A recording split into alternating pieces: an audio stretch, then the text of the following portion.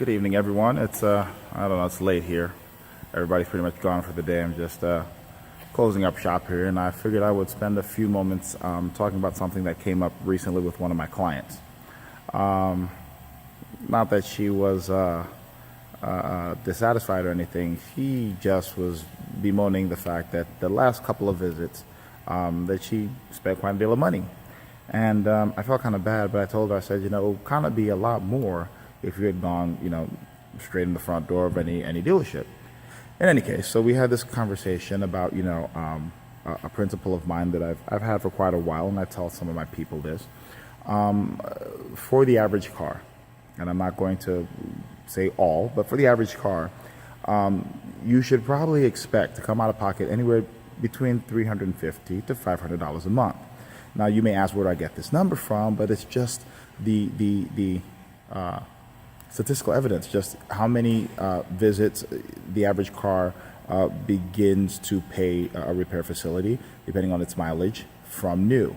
And when I came up with that number, it wasn't only just repair costs, it was also ownership costs. If you buy a vehicle, your car note. So the deciding factor of whether or not to stay in a vehicle or leave it for me was if you started to spend more than that, or if you're spending it and you actually really wanted a new car. So let me break this down. You go out there now and you buy, use the rough estimate, $20 per thousand. So you buy a $30,000 car, put some money down on it. Your car note is $500 a month. If you're fortunate enough, for, I don't know, depending on what the powertrain and bumper-to-bumper warranty is, you may go for 3 years, 36,000 miles, or 5 years, 60,000 miles, depending on who sold you the car, before you have any issues that you have to come out of pocket to pay for. In that time, though, in those 3 years, you will have to do brakes. You may have to pay for some things that are not covered under the warranty. You will definitely have to do some oil changes if they're not covered.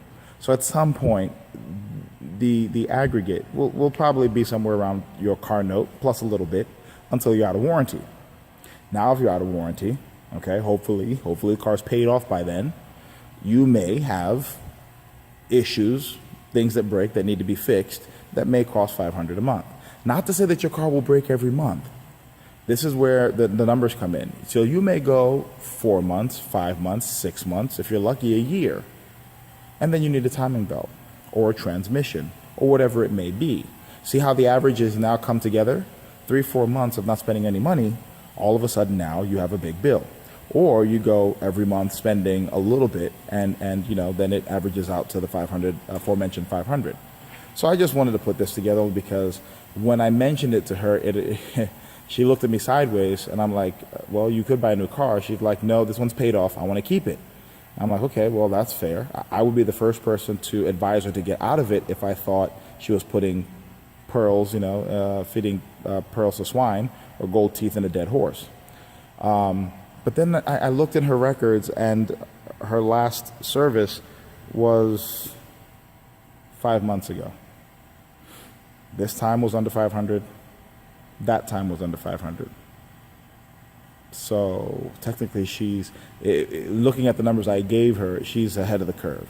I didn't even know this until I looked and she wasn't there when I found out. So that's what prompted me to like, oh, you know what, another video, it's time for another one. I do have a couple of others I need to put up, but while I was here, I was walking around and I said, you know what, perfect time to talk about cars in the shop. All right, everybody, keep it 100. That's 100 Tech. Good night.